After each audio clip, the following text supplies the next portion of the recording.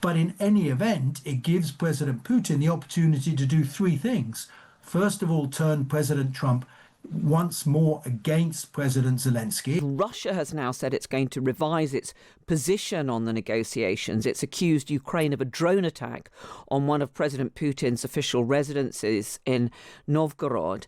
President Zelenskyy has denied the claims and said it's a lie, that's an attempt to derail the talks. And this, of course, was after those very positive talks yesterday between President Zelenskyy and President Trump. The US president gave his reaction to the allegations of that strike earlier this evening. I don't like it. It's not good. I heard about it this morning. You know who told me about it? President Putin told me about it. Early in the morning, he said he was attacked. It's no good. It's no good. Don't forget, the Tomahawks. I stopped the Tomahawks. I didn't want that. Because we're talking about, it's a delicate period of time. This is not the right time. It's one thing to be offensive, because they were offensive. It's another thing to attack his house. It's not the right time to do any of that, and can't do it. And I learned about it from President Putin today. I was very angry about it. So, we've had President Putin phoning President Trump to tell him about this alleged attack. So, Mark Lyall Grant, what do you make of this? Well, the backdrop, of course, is the talks between President Zelenskyy and Trump over the weekend, which seems to have been pretty positive. Both sides were putting a favourable slant on those talks, saying that 95% done. There's still some outstanding issues around land and around security guarantees and the Zaporizhzhia nuclear plant, who's going to control it.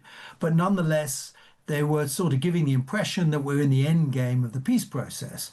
Now, this latest allegation by President Putin of a Ukrainian attack on his one of his many palaces, but one he uses quite frequently in Novgorod, risks sort of destabilizing that and pushing everything backwards. From President Putin's point of view, whether this attack happened or not, we simply don't know, I think, at this stage. But in any event, it gives President Putin the opportunity to do three things. First of all, turn President Trump once more against President Zelenskyy, and we saw a hint of that in the clip that you showed of President Trump's reaction to the alleged attack. But secondly, it gives Russia an excuse to target state buildings in Kyiv, and I think we can expect that to happen now in the next couple of days. And thirdly, it gives Putin an excuse to stall further on agreeing a ceasefire and agreeing some of the sort of conditions that the Ukrainians and the Americans have worked up together. So from President Putin's point of view, it's a fantastic opportunity to delay things once again.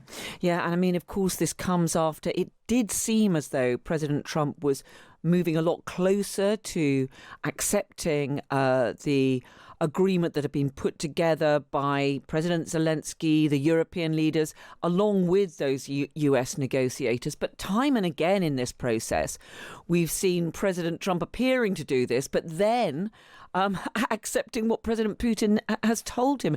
There does seem to be a real risk, doesn't it, that this ploy by the Russians, which is what it looks like, could work in driving a wedge and preventing further progress. I think so, because, President Putin has played President Trump magnificently from his point of view over the last 11 months. And we even in the joint press conference between Zelenskyy and Trump, the sort of positive language that Trump used about Russia and Putin personally was quite surprising. He said extraordinary things like, Russia wants Ukraine to succeed, which is manifestly rubbish. But nonetheless, it's something that President Trump clearly believes, because he says that is what he's been told by President Putin. So it must be a very worrying development from President Zelensky's point of view, but also from the European leadership point of view. Those talks earlier this evening between President Trump and Benjamin Netanyahu, the two leaders were lavishing praise on one another. Benjamin Netanyahu announced that he was giving President Trump the Israel Prize. The two leaders are clearly very, very keen to demonstrate that they are in lockstep on this process. Yes, this has been the sixth meeting, I think, between the two of them in 11 months. So it is a fairly remarkable relationship between them. And President Trump has given Netanyahu basically 100% support throughout his presidency. And Netanyahu obviously greatly appreciates that because it helps him do what he wants to do, not only in respect of Palestine, but also more widely in the region in respect of Iran, Lebanon, and other enemies of Israel as he sees it. So, yes, I'm sure it was a very warm meeting. And from what they said afterwards, they claim to be largely agreed on all the big issues. Yeah, and they did talk about the importance of getting to phase 2 of the Gaza peace plan, and that is supposed to see the formation of an interim government, some kind of peacekeeping force, the disarmament of Hamas. We heard that warning there to Hamas, but there are still some quite big questions, aren't there, about exactly how this next phase is going to work. Yes, we've been here before, Carol. I mean, at the beginning of the year, we did a phase 1 ceasefire. It never developed into phase 2, and the fighting restarted. And there's a risk that this will happen again. It's been 80 days now since the ceasefire, and phase 2 hasn't yet started. And phase 2 is really quite complicated series of steps because not only is Hamas supposed to disarm, there's supposed to be a technocratic Palestinian sort of government in Gaza. There's supposed to be an international stabilization force. The IDF, the Israeli Defense Forces, then are supposed to withdraw from the 50% of Gaza they still occupy, and there's supposed to be a start of reconstruction of Gaza itself. So all these steps are to be taken in this phase 2, but at the moment there's no real sign that it's imminent. Well, we should also talk about some significant developments on the Ukraine process because Gotta make a deal, gotta get it done. Too many people dying, and I think both presidents want to make a deal. We believe that they're going to brief you. What do you expect? Do you need Putin against you? Depends.